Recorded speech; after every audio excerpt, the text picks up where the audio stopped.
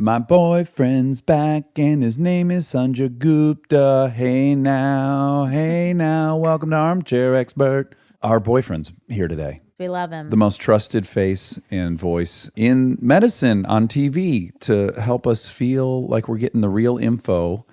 And we were so lucky to grab an hour of his time. He's so busy right now. He's working 20-hour days, getting 2 or 3 hours of sleep, and he of shitty sleep. Squeezed us in, which is so flattering and helpful. We're just so grateful. Yeah, he's the best. He's on Skype. He's not here. Okay, yeah. Let's start by saying that we are self-quarantined.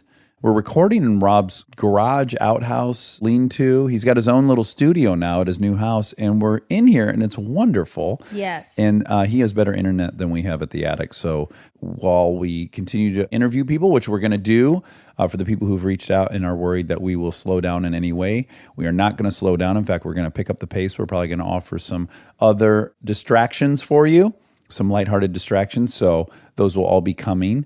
But for now, we're going to get our arms around what we're all going through with the help of Sanjay. Yeah, and he also has a daily podcast. It's called Coronavirus Fact versus Fiction. And he's, on all the socials and stuff. So you can follow him and keep up with what's going on. Or turn on any channel of any TV and you'll see his face. This guy is working so hard right now. We're very grateful for all of his dedication to this. So please enjoy our conversation with Sanjay Gupta. He's an armchair expert. He's an armchair expert. He's an armchair expert. Oh my goodness. Wow. So good to see you guys. You guys look good. Is that the same space? No. You guys moved. This is our quarantine bunker. Can you hear us good? Looks fancy. I can hear you. Yeah. You can hear me okay? So Yeah. good. This is our first Skype interview, Sanjay. So thank you for Doing this. Yeah. We know you've been working 100 hours a day. Every time we turn on CNN, there you are.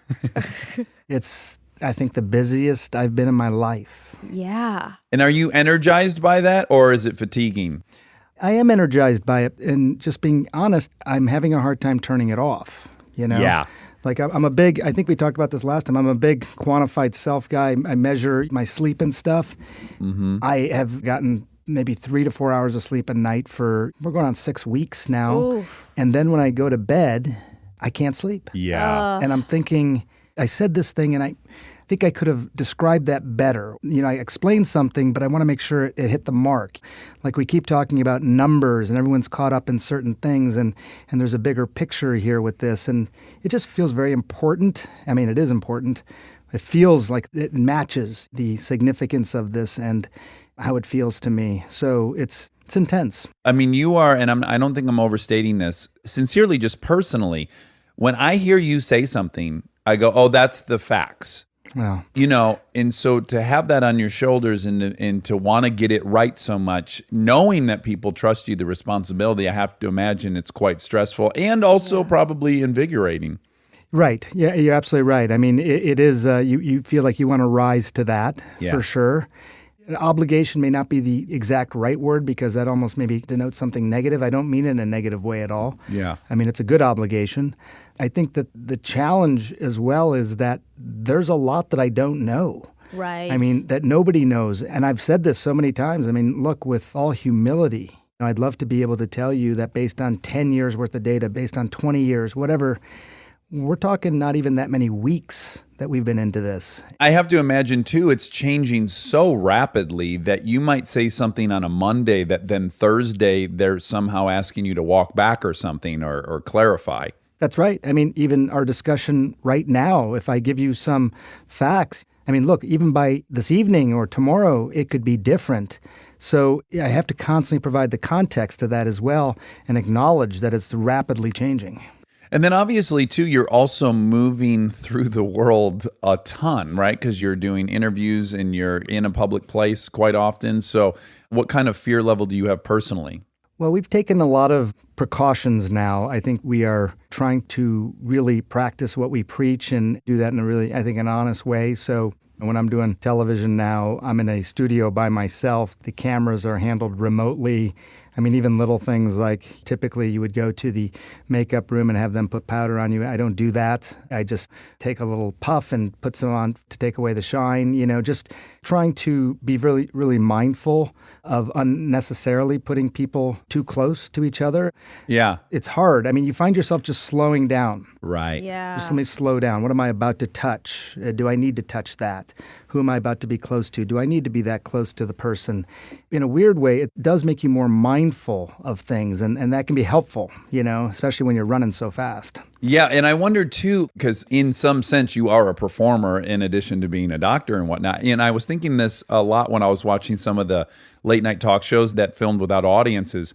How much of the dynamic involves other people, and that is the context that you're used to, that you feel comfortable in. That white noise that exists is weirdly comforting. I wonder when you enter these voids now, does it mess at all with your sense of confidence? It was really interesting because I did the Stephen Colbert The Late Show, and it was his first show without an audience. And we talked a little bit ahead of time, and I could tell that this felt very strange to him, and he was trying to find energy from different places and talking to his producers to sort of build them up in between segments and the commercial breaks. For me, it's interesting, Dax, because I, as a news reporter, we're not usually in front of audiences. Usually you're just sitting there looking at a camera and that's you're true, trying to make some sort of connection with the lens. And it's weird because you don't get feedback, good or bad. So if you think you said something funny, I mean, there's nobody to laugh, so you have no idea if that landed with a thud or Right. was hilarious. Yeah. Like last night, we did this town hall discussion, and we had previously been in the same city, Anderson Cooper and I. Last night, we did it from different cities, and we were both sort of isolated in those places, just talking through earpieces. And, it was challenging, but very necessary. Yeah. Some of the conversations beforehand, like, is this going to seem too strange? Are you guys going to end up talking over each other? And I remember saying at one point, look, I mean, people understand what's happening here. This is not how we normally do things, but this is how we have to do things right now. It's not going to be forever, but it's really necessary right now. And, people seem to fundamentally get that, at least the people that I work with. Well, I will say I'm always reticent to find silver linings in things. You're juggling two things, and I think you more than anyone. We want people to take this tremendously seriously so that they, in fact, act very safely and do everything that can be done. So you want people motivated to do that. And then at the same time, there are these lovely things, right? I was saying to my daughters, who obviously weren't born during 9/11, I said, when I take my walk in the day and I pass other people and we're all staying 6 feet apart, there is this beautiful humanity that reminds me of 9/11, going to the store on the first few days following 9/11, where we all are starting to look at each other and go, oh, right, we're all humans, we're all kind of scared, and we're all in this together. And that, is one of the kind of beautiful things that happens in these trying times. Yeah. I mean, that gives me goosebumps. It's tough. I think, Dax, you and I grew up in a similar place in Michigan, at least for a while. And I think about our childhood. I mean, I'm older than you are, but similar time frame. And it was a great childhood. Yeah. It was just great. It was post-Korea, post-Vietnam. The economy was doing what it was doing. My parents were employed. It felt really good. I have 3 daughters, as you know, 14, 13, and 11 now. And I think that they've been born. We've been at 2 wars. Yeah. We've had a couple of major recessions. My middle daughter, Sky, who's the sweetest girl, she was born sweet. Yeah. And she would always tell us when she was younger that this is what I'm going to do. I'm going to be an architect. I'm going to get married when I'm this age. I'm going to have this many kids. Here's what their names are going to be. And it was just this funny dinner time conversation. And I loved it. Then just some time ago, I checked in with her again, even before all this coronavirus stuff at dinner one night. I said, so Sky, how are the plans going, for your life? Yeah. And she said, none of that's happening. I said, what happened? Why not? And, I've been watching these climate change reports, and the world is supposed to end, I understand, 2030 is somehow what she took away from what she had read. First, I, obviously had a conversation with her about that, but then I thought it's such a different life for our kids versus us. Yeah. Well, I have had the fear watching my little ones because we're teaching them to not touch stuff and then sanitize. And I have had the fear, like, are we unleashing a generation of just germaphobes like we've never seen? Is that what we're, sowing right now? Yeah, I think the same thing. I mean, my kids are a bit older than yours, and I think that they kind of get it, that this is important for now, and they should always be clean and hygienic. But Yeah. what we're going through right now is not forever. It is a moment that they're going to reflect on. Yeah. With that, the germophobia, but then the climate change, 2 wars, you know, the economy up and down. We never had to think about that. Well, but Sanjay, I'll remind you of the TV movie that was on when we were younger called The Day After. So we did have the that's threat true. of nuclear annihilation. And I do remember my mom, that being the only thing my mom didn't want me to consume. She was very liberal about nudity and violence, but she was like, this isn't a concept that a young person needs to be thinking about, nuclear proliferation and annihilation. So we got through that. You know, you're right. And it's a good point as well, because I'd sort of forgotten that. And maybe that means that for all the stuff that our kids are going through, they'll forget the bad stuff and focus on the good memories and stuff like that, because that's what they should do. And that's certainly what Rebecca and I try to convey to them. But that's a good point. I just thought of it as a good childhood. Yeah, I didn't think about existential threats. You know? Right. Okay, so knowing what you're going through and being very sympathetic to all the things you just said, I'm going to repeat a lot of the things that other people want to know. Most importantly for me personally, I have a armchair theory that I've been floating by Monica. It's finding no purchase whatsoever. I'm so excited you're here to debunk this. Yes. And again, I do want to preface This sounds very familiar to last time. I want to preface this by saying anything I say, I am not making an argument at all for not taking this serious. I am saying that you should absolutely be social distancing. You should be disinfecting. You should be doing everything humanly possible to prevent overrunning our medical system. So I'm not saying to be loose on this at all. Now, Yeah. nearly everyone in LA, end of December through the end of January, everyone I knew, everyone sitting in this room, had an illness that included fevers, this cough that just would not go away, and fatigue. And we all had it forever, and it was never named. And my thought was, is it possible that this COVID-19 did not originate in Wuhan, and that it has already been around, and that we simply weren't looking for it? And once we were able to detect it, then we started testing for it, and now it seems like it's new, but that maybe it's been around for a while? Do we know that it originated in Wuhan? Is there any way do epidemiologists, can they trace the origin of a virus at some point? Will that be known? Well, they can trace it to a certain extent, but even given that, I think your scenario could still be correct. I'll just give you a little background, which I found fascinating, is that this new novel coronavirus was actually discovered in bats some time ago. There's these virus hunters who basically they're looking at animals and they're trying to figure out, are these animals carrying pathogens that could possibly make a jump to human beings? Mm-hmm. That's their surveillance thing. And they'll find these bats and they'll basically sacrifice the bat and find all the pathogens and then look and say, well, that one looks suspicious. That one looks like it could make a jump to humans. And they'll classify it. And this particular virus was classified some time ago. By Like the how E. long coli ago? and stuff. Years ago or months ago? Or? No, it was a few years ago. I think it was within the last decade. And they made note of it, and it was similar to SARS, which was back in 2003, and similar to MERS, which was more recent, but they just made note of it. And then at some point, the first person that was diagnosed came in sort of similar to what you were describing, Dax. They checked for flu, they checked for known viruses like rhinovirus, nothing sort of clicked. And then they isolated this other virus at that point in this first patient. Now, we don't know that that was the first patient, but it was the first patient in whom this virus was isolated. And at that point, when they said, okay, we've never seen this virus before in humans, that's an alert that goes out to everyone in the medical and public health world.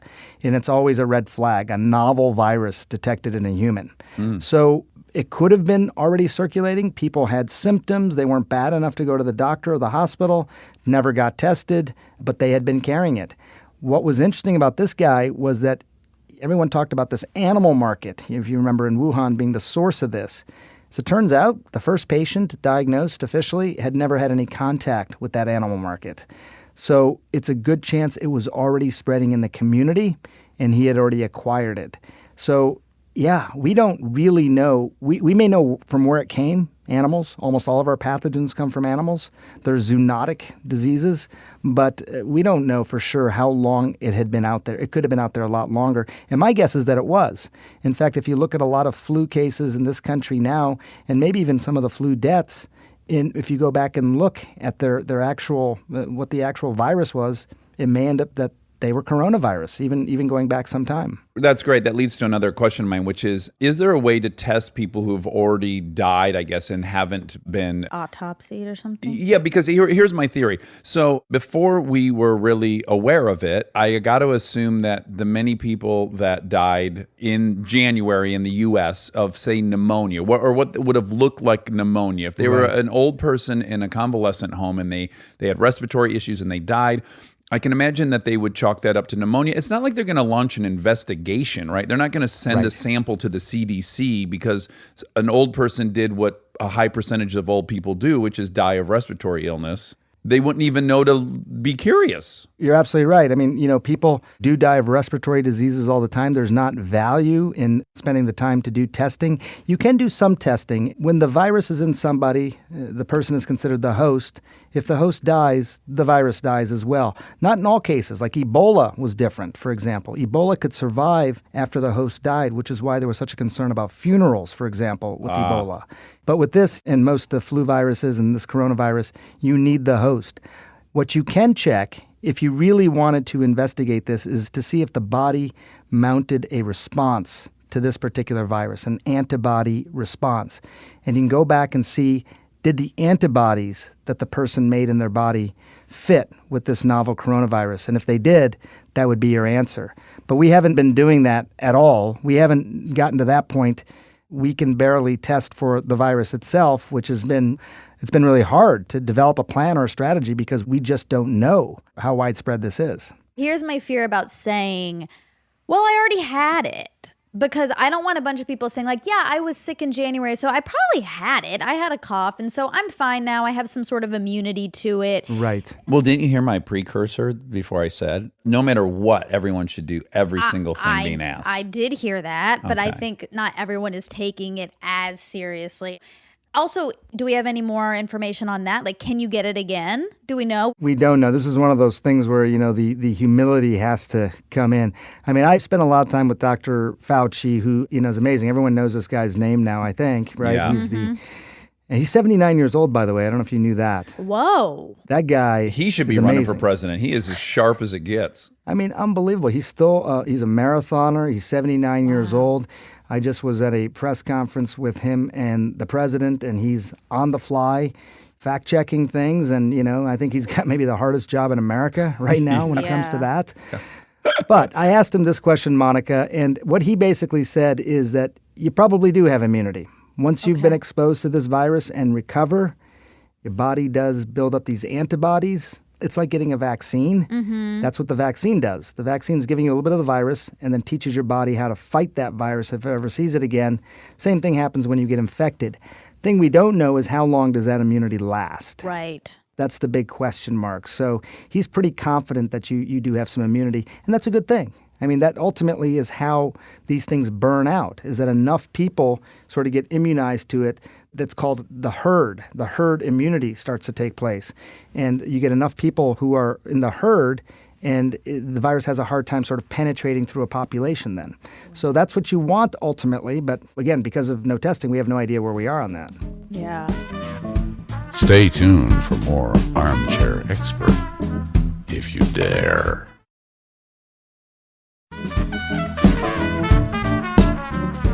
Okay, so my follow-up question from before, but I'm really glad you brought that up. I love you, Monica, and I love you, Sanjay.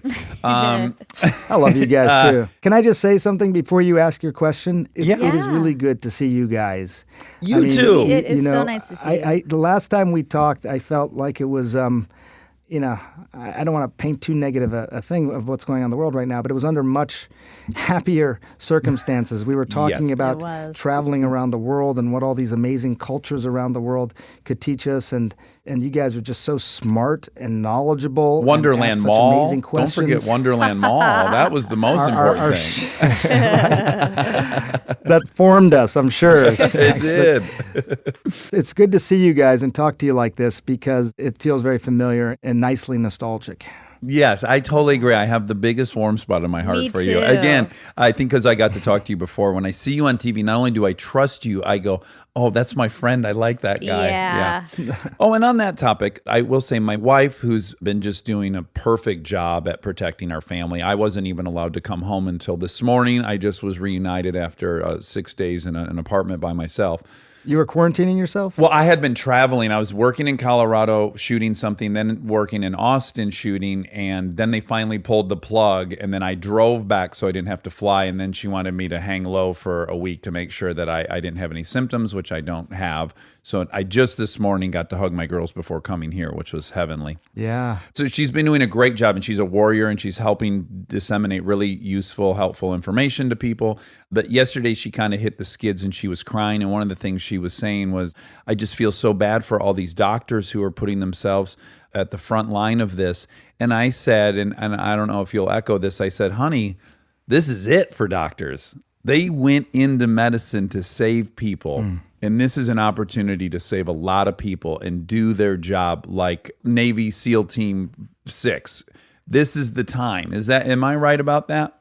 I think so. The people are really rising to the occasion for sure. You do want to have the maximum impact when you're a healthcare provider of any sort. Doctors, nurses, respiratory therapists are perhaps some of the most valuable people in the healthcare profession right now because they're the ones who actually know how to operate these breathing machines and keep people alive. I mean, this is their Super Bowl in a way, and they're really doing an amazing job. I think the challenge, and maybe this is Kristen's point, is that in so many places, and this is not made up, but in so many places, they don't have enough of the personal protective equipment. And as somebody said today, I don't remember who it was, it may have been the vice president, it's kind of like going to war without having your basic shields and protection. Yeah. You're vulnerable. And in this case, you're vulnerable against something that's invisible. You can't duck. You can't hide. You don't know where it is exactly. And you have to do your job, take care of these patients. So I really feel for them. And then they got to go home, like you were talking about. And do you hug your kid? Yeah. I don't think the person I cared for today has COVID. But maybe they do, and maybe now I have it. And last thing I want to do is give it to my newborn baby. Yeah. I talked to an ER doctor yesterday who's kind of similar to what you were saying, but he's living in his garage. He's an ER doctor. He's living in his garage. He's got 3 kids. One of them is 4 weeks old. Oh. And I said to him, how long does this go on? And he says, I don't know. Yeah. I have no end date for that. That is going to be my life for a while. He wanted to talk to his wife. She wasn't answering the phone, so he walked out of the garage, threw rocks at the window to get her to respond. Oh, man. That is their life right now. So I see it both ways. I love the military parallel because there was a really interesting figure in the New York Times today about at the height of World War II, the Ford Motor Company was making B-52 bombers one every 68 minutes. An incredible. Airplane. We can't unleash the power of our industry to build ventilators. That's the part that's shameful, I think. And you're right. When we were sending soldiers without protective gear, it was shameful. And it was national headlines, as it should be. These people are putting their life on the line, and we can't give them bulletproof vests. That's unacceptable. And likewise, we're relying on this tiny sliver of our population to save all 300 million of us. We're not going to give them the tools? Are you kidding me? We're not going to turn some factories over and mobilize some things to make the ventilators and do these things? That part is shameful, I think. I think you'll be pleased to know, and this is still unfolding, but just today, just before I'm talking to you, I heard from the White House that General Motors, interestingly enough, may be starting to retrofit some of their manufacturing capabilities to make ventilators. Oh, Wow. So we are seeing stuff, as you point out, that we haven't seen really since World War II. Yeah. A complete retooling of our manufacturing capabilities towards this different kind of war, this medical war. We'll see if it happens, but it sounds like people are really trying to rise to that challenge again. And I think it's really necessary. Well, again, and just to take the worst case scenario models that have been run where they're saying 2.2 million people, we haven't lost 2.2 million people in a war since the 40s. So the severity of the worst case scenario should be seen as all the wars we fought since World War II combined. Yeah, it's a little mind-numbing when you look at some of these models. And I've been really careful, I think, when we present this sort of information to the people watching television. I don't know the right answer to this. I think in some ways my medical training has come out to be really important as a journalist with this story. I think doctors, nurses, whoever are always sort of sitting at this inflection point between hope and honesty. Yeah. They're always sort of sitting there. And what I've learned, and maybe we talked about this before because I think this is so important, but I do believe hope, just as a thing, has intrinsic value for what it is. I agree. And I don't think it should be labeled as the opposite of honesty, although it often is, right? People who are hopeful are seen as, you being a charlatan or whatever it may be.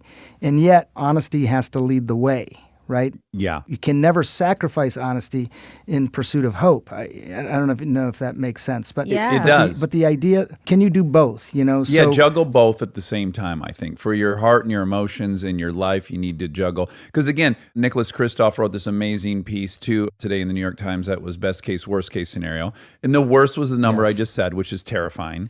And then there's also a best case scenario where this flattens out in 8 weeks and we make it over the hump of not overloading the medical system and the virus mutates and kills itself. And there's a lot of Vaccines come into vaccines play. and treatments. So therapeutics, yeah, we got to live somewhere between those, right? Yeah, totally. I think it's hard to take in the X factor of, in this case, American ingenuity.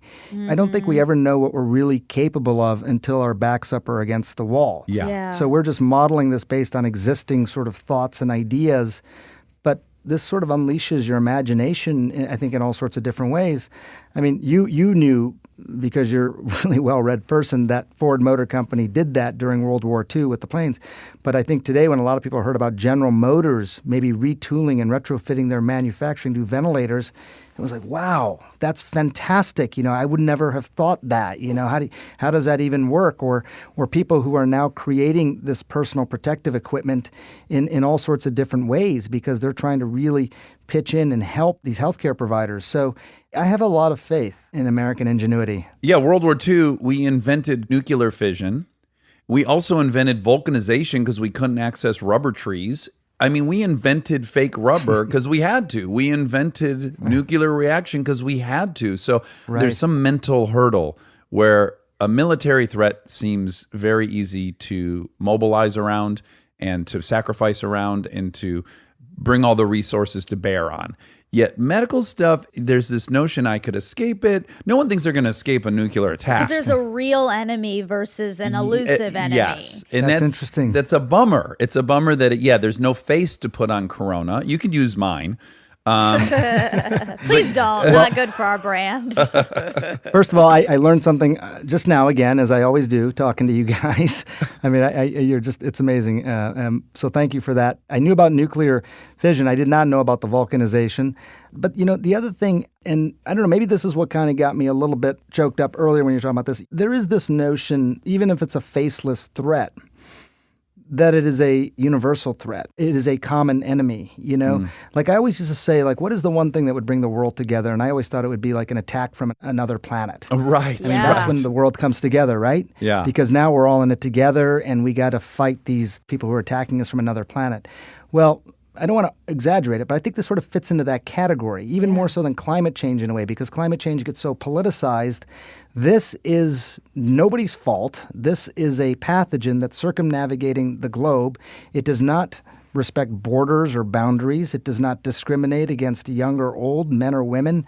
Cultures around the world are all at risk from this, and we all have a certain obligation or duty to try and do our part to stop it. So I don't think there's many things that bring the world together like this, potentially. You're so right. If you told me 2 months ago that there would be an issue that would transcend China, Italy, and the U.S. in a way that would make us all brothers and sisters in the exact same fight, it would have been hard to imagine what that could have been. Right, yeah. I mean, a little strand of RNA, a little tiny strand, microscopic thing like that can fundamentally change the world, but possibly bring the world together in a stronger way. I try not to get too Pollyannish about this because I think maybe it's too early and people are really, they're gonna have to deal with this for a while. But I think you're right. I think it really can do something that can be good ultimately for the world. Well, again, there's another paradigm that this mirrors to me, which is people have a very hard time accepting the notion of being compassionate and executing justice in our legal system. There seems people have a hard time juggling both, or think that both can't be juggled at the same time. And I think this mirrors that in a way, which is we can do all the right things and take all the right steps, and we don't have to die from fear. We don't need that as the motivator. We can be compassionate and patient and understanding and loving and all these things and do all the right things. You know, they're not binary. Yes, 100%. So when the narrative of this virus is presented to a lot of people, even right now, and where are we? We were sort of mid-March, end of March timeframe. It was sort of like elderly people are at risk, everyone else is going to be fine, right? That's what people heard. And I think for a lot of young people, they were like, well, I'm fine. I have no problem. And then you started to learn that, look, you could still be a carrier of this virus. And even if you were okay or didn't get that sick, you could potentially make someone else sick. And it was really interesting to sort of try and observe people's behavior. This idea that, look, even if I didn't take good care of this for myself, I would take good care of this for the people around me. Like Yeah. I'm more extrinsically motivated than intrinsically motivated when it comes to something like that. And I think that's true. And it seems anti-evolutionary, right? I mean, Yeah. if it really was survival of the fittest, we wouldn't care, really. No, Maybe it for would just our open most up immediate family. more resources for us who survived. Yeah. But for some reason, maybe we humans evolved that way to actually want to care for each other, because maybe at some point our evolutionary tree realized that we needed to be stronger together than as individuals, Yeah. Well, definitely populations that cooperated outpaced all the ones that That's didn't, right. That's not true, right? That it's only old people and people with immune disorders. Like, I think a lot of people are like, well, I'm doing it for other people, but also it could affect you.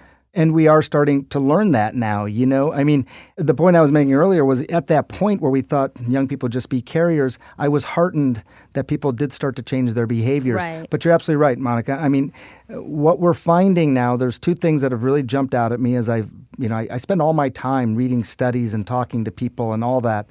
Two things jumped out at me. When you look at the China data now, they have the biggest data sets. That's why everyone always refers to those studies. They found that people who were recovered, right? So they survived. They were listed in the recovered category. It was sort of binary. Did you die or did you live and recover? That was it. Right. But when you started to dig deeper into the recovered category, you found that even younger people still had significant lung function loss. Right. So 20 to 30% of their lung function was lost even after they recovered. So they were still able to conduct their lives, but maybe they would get winded going up a flight of stairs, where before that they would never have any problem with that. Yeah. It would manifest in all sorts of different ways. But then you're also starting to see in other places around the world, like France, that I think close to half the people who are currently in critical condition in ICUs are under the age of 60, many of them in their 40s. So it does seem to affect younger people more than we thought. Yeah. It could be that China was such a homogenous population that it wasn't really reflective of other places with diversity in their population. We really don't know, as you guys have brought up, what the impact has been in the United States. It may have already had more impact than we realize, but it's going to be interesting to see how that data sort of changes. We really do have to be humble here, because we don't know exactly how many people it affects or what the age groups are. Today, they said that in Italy, the people who died were twice as likely to be men versus women. Whoa. We don't know why that is. It could just be that it's really early data and it won't play out as you get larger numbers. But that was a sort of, a startling thing. Like, why would that be? Why would it affect certain populations differently than others? In China, that was explained as men, I guess, smoke at 3 times the Right. rate. Yeah. Is that consistent with? That could be in Italy as well. It could be smoking.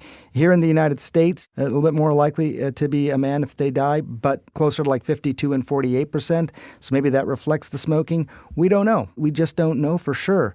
We also know that young kids, adolescents, while they can get critically ill, it's a lot less likely than adults, but not negligible. Adults, 20% of them get seriously or critically ill. With kids, it's closer to 6%. That's a lot less, but not insignificant. Interestingly, with babies, 0 to 1 year old, it was around 11% of those young children who were getting this infection became seriously or critically ill. We didn't know that out of China. We didn't see that. It was mostly kids are fine, don't really worry about the kids. We're continuing to learn more, and these are important data points to keep looking at. Yeah. Stay tuned for more Armchair Expert, if you dare.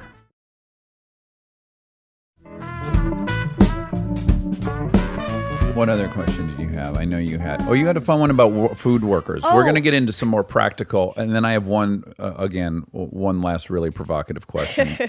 As he always does.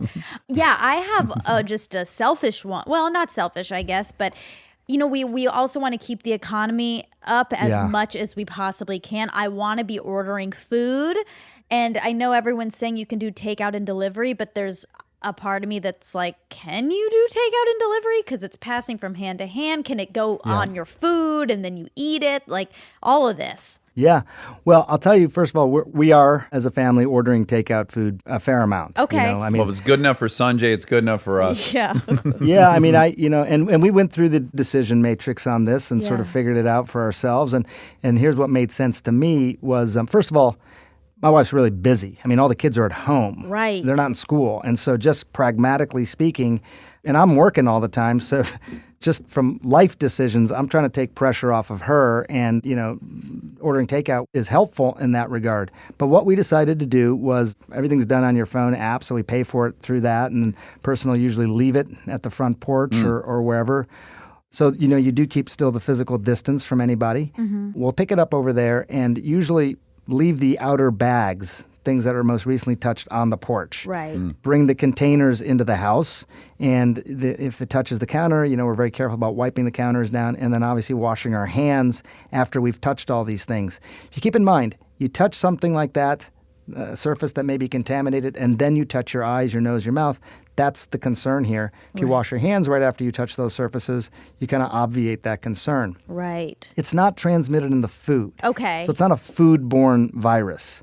There are foodborne viruses, and they give you sort of more of the GI stuff, but this is a respiratory virus. So, if the good place that you're ordering from that's hygienic otherwise, your food should be fine. Just follow some basic precautions. And, look, we're doing it as well. I think a lot of people are doing it, in part to make things easier for us, and in part the same reason you are, Monica. We want to continue to support the local restaurants and the people that are in our neighborhood. Sometimes we'll order food for other people in our neighborhood. My wife went out grocery shopping the other day. We do have a lady who's older that lives down the street. Called her up, get you a few things from the grocery store so she doesn't have to go. Right. Really appreciated it. So, those kinds of things. But again, just being careful in terms of knowing how the virus is transmitted and trying to reduce those potential exposures. Was our biggest failure the fact that we didn't have tests and that we weren't quick to go, let's get the test? Was that probably our biggest initial failure? Yeah. I think that was the biggest initial failure. The tests are really important because then you can have eyes on this, as the CDC says. They like these hunting metaphors. We need eyes on this thing. Yeah. It was interesting.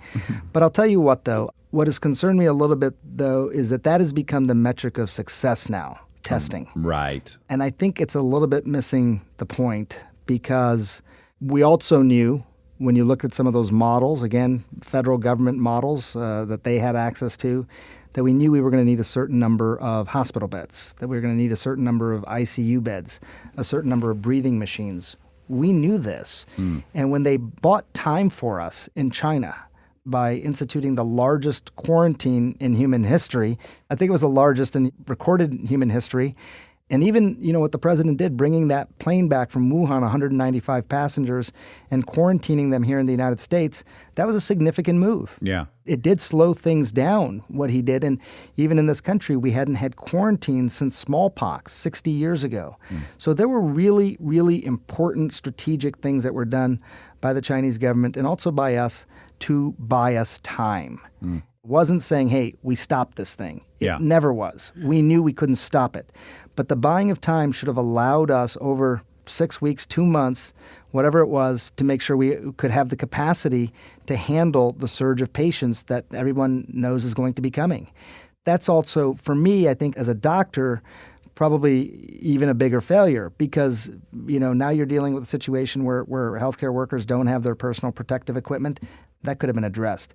We may have patients who don't, have breathing machines when they need them. That could have been addressed. ICU beds.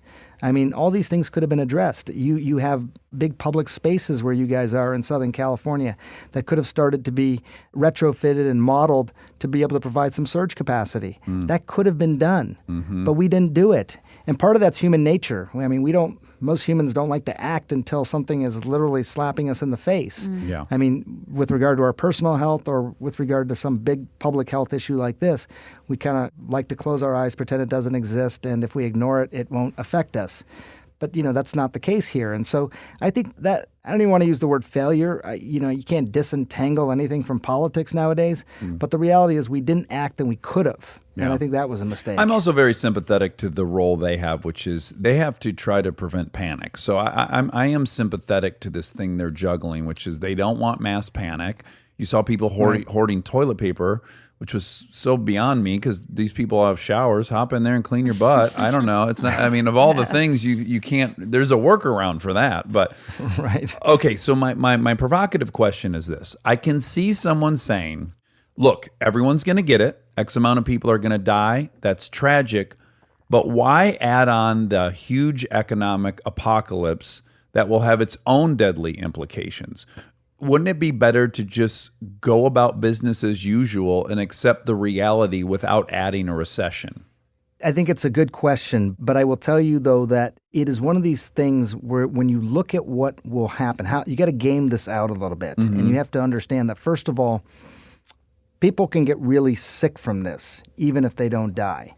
We've been looking at this in just binary terms, lived or died. That's too simplistic here. You can get really sick and it can affect you. It can affect your life and your function of your life later on. But the other thing, when you look at these mortality rates and you say, okay, in Hubei province, China, the mortality rate was around 2.3, 2.4%. Outside of that province, mortality rates in China were actually underneath 1%, 0.6, 0.7. So why is that, right? Same virus. Why did it kill so many more people in Hubei versus outside of Hubei? And the answer really has to do with the fact that it strained the medical system. That there were a lot of people there who could have been saved that died because they didn't have enough medical capacity in the initial stages of this. Same thing's happening in Italy right now. I mean, every day, again, the numbers change, but the case fatality rate there is 5-6%, so much higher. Yeah. The virus didn't become suddenly that much deadlier. It's the strain on the medical system. What a great point, because even I have been trying to frame this in how deadly is this virus? But you're right. It's in a context of how good is the medical system at treating the virus. Yes. It's not an objective number that is standalone. Yes. It's in a context of a medical system. Yeah, I mean, let me give you this description. I did a lot of reading on what this virus actually does to the body, and this is relevant to what we're just talking about. But what does this virus do to the body? Okay, so a virus gets into your body, it infects a cell, it uses that cell's machinery to start replicating, dividing, and making more and more copies of itself. Ultimately, it can overwhelm your body's immune system. You can't fight it anymore, starts to cause organ failure, all these sorts of things, right? That's what you typically think of with an infection, and that probably happens to some extent here as well. But what I find fascinating is that this virus in particular also affects a particular enzyme in the lungs that's responsible for the making of something known as surfactant. Okay? So here's how I want you to think about surfactant. Your lungs, you think about your lungs as these sort of big, squishy sponges. They contract and they expand. That's how you breathe. You push out carbon dioxide, you take in oxygen. That's what's happening. But like a dry sponge, a sponge that's been sitting out and it's dry, it's really hard, right? So the elasticity is kind of gets the depleted? elasticity is gone. No matter how hard it's just a dry thing. What makes it become pliable again? Put a little detergent on it, right? And all of a sudden it's nice and easy to squish again. Surfactant is the detergent.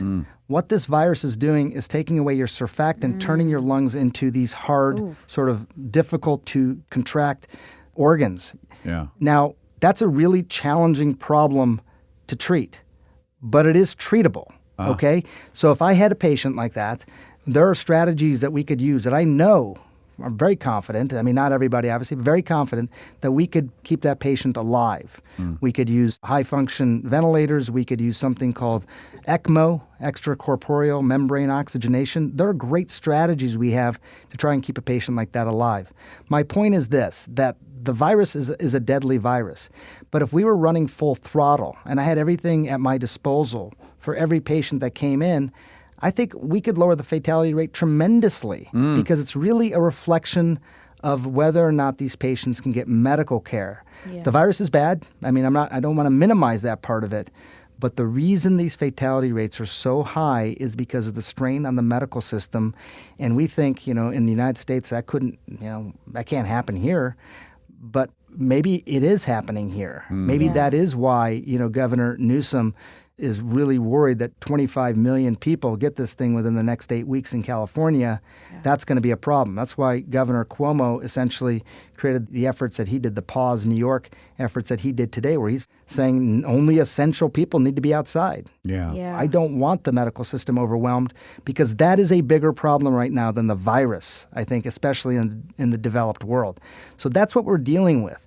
And again, keep in mind, this virus acts in a different way. It takes away your surfactant and your ability for your lungs to actually function, no matter how much virus is in the body. So these are all things that, again, were knowable, were actionable, that we probably should have been doing something on. And, we're a little behind the curve here. I think we still got time, but we're a little behind the curve. God, Sanjay, I love you. When Oh you were my saying those gosh. long words, I was getting horny. I Oh, think you Monica are? was too. You're just like, Surfactant. oh, man. Wait, one real quick thing just to end on, because you were on Contagion, the movie, which I've yeah. now watched twice because I'm a masochist. And is that crazy that you were on that movie, which is eerily, I know it's so much more intense, but the similarities are eerie. Yeah, that is a little surreal, actually. Yes. I mean, art imitating life, Oh. just in reverse order, I guess. Yeah. It was interesting. I remember when somebody was telling me about the movie before I ever did anything, and they said, the real theme of this movie is obviously about this virus, but it's also, I think, going back to the first point you guys brought up, it was also this idea that sometimes fear and misinformation can spread faster and Yeah. be even more deadly than the virus itself. Right. And I really took that to heart. The job now for me is, if I do nothing else, it's to diminish that fear and obviously try and stop that misinformation, because I learned something, Monica, from that whole thing. And, if I can, strangely, how many years ago was that? I don't even know, 10, Yes. 8, 9 years ago, Something whatever. like that, yeah. If I can, now strangely have some sort of role in preventing the outcome that people faced in that movie, Yeah. it would be great. You're It would be amazing. unquestionably having a huge yeah. impact on this. Truly, we're so grateful for you. You're kind of like my Tom Brokaw. Like, I trust you. You're the Thank you. You're the steady hand at the wheel. I appreciate that because I did a surgical residency and I always thought nothing can hurt me after doing that. And this has been the most prolonged, busy thing that I think I've ever done. Yeah. We love you. We appreciate you giving us so much of your time. I know you're nonstop now, so we're endlessly grateful. We're always here for you. If there's anything you want us to get out, please tell us, and we will be quick to disseminate. I really appreciate that. Hey, Monica, our Indian heritage now, right? This has got to be the greeting. This is the safest way, Oh, that's don't you think? right. Yes. Because even the elbow bump, you get in too close. But Yeah. if you do the namaste, I love it. you're totally clean, huh? Yay. I knew you Namaste. guys were the superior population. I always knew it. She wanted to be white, if I remember know. from the It's last all time we coming back spoke. around. I'm learning. Thank you. Thank you, Sanjay. Love I you hope guys. we talk to you soon. Thank you. You too. All right. Good luck. Bye. Stay healthy. Yep. Bye-bye.